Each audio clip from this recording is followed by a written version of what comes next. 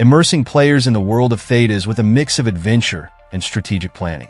As you explore, manage abilities, stats, and skill points, and make morally ambiguous choices with story consequences, it captures what fans hope for in a Dragon Age game. And the Veilguard truly delivers on those fronts.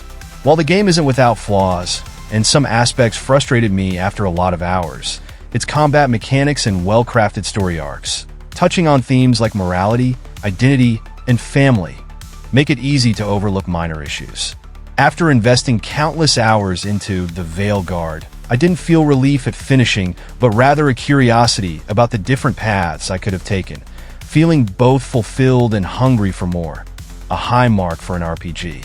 The game's combat marks a continued shift from the tactical, almost grid-like style of classic RPGs like Baldur's Gate toward a more action-oriented RPG experience.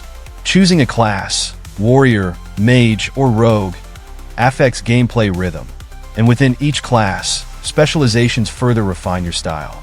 Combat is dynamic, involving fast positioning, weapon attacks, class abilities, ultimate abilities, and dodging, making it both complex and engaging.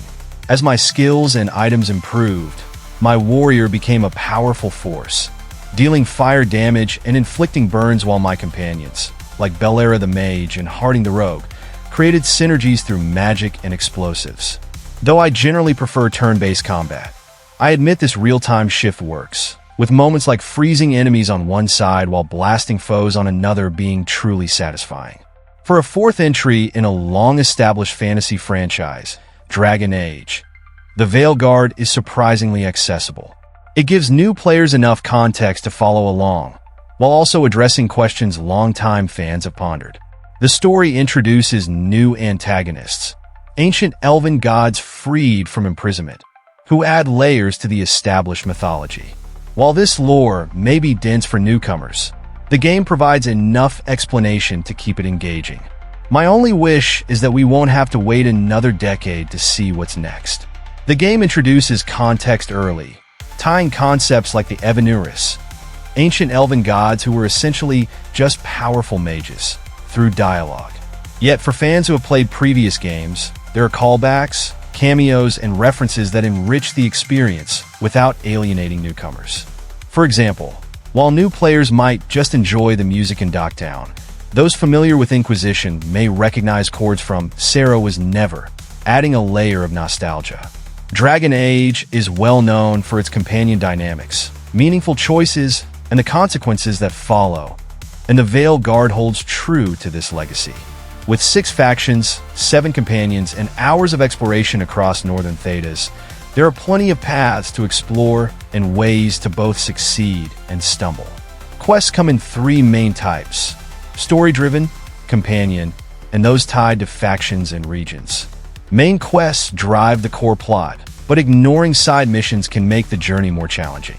Each faction has a dedicated region, like Docktown for the Shadow Dragons or Ardhan Forest for the Veil Jumpers, and your base serves as a planning hub and social space with companions.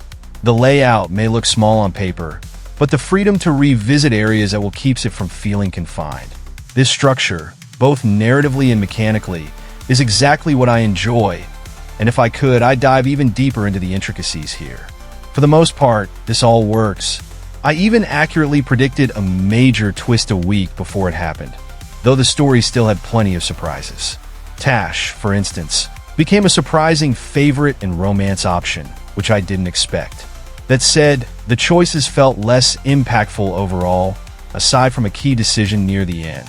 One choice, in particular, caught me off guard, locking me out of a questline and leaving a slightly bitter taste as it hindered progression. Minor as it may be, it's a gripe that could frustrate other players. Playing the Veilguard feels like coming full circle, since one of my earliest experiences was an E3 demo for Dragon Age Origins. A decade later, the Veilguard is newer and shinier, yet built on the same solid foundation. Despite minor issues, it's been a surreal and cathartic experience returning to Dragon Age. If this were a battle for our time and attention, the Veilguard would certainly be a victory. Are you planning to play Dragon Age, the Veilguard? What are you looking forward to the most? Let us know in the comments, and if you enjoyed the video, hit like. If you're not subscribed yet, consider it. We post new videos every day. Don't forget to enable notifications to stay updated. Thanks for watching.